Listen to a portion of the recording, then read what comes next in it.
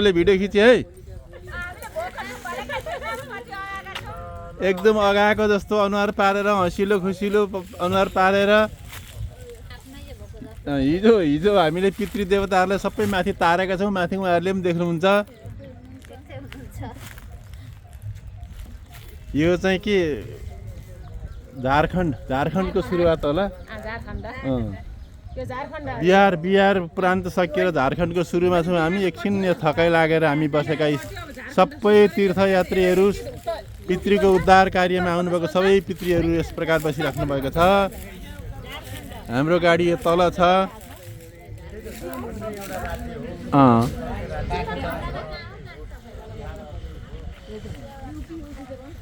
यता हेरौँ है भाइ साहब अब पितृ उद्धार गर्ने कार्यमा आउनुभएको छ अलि हँसिलो खुसिलो भएर अगाएको पेट जस्तो पारेर हेर्नु होला अब हाम्रो मात्रै उद्धार हुन बाँकी छ खाली पेट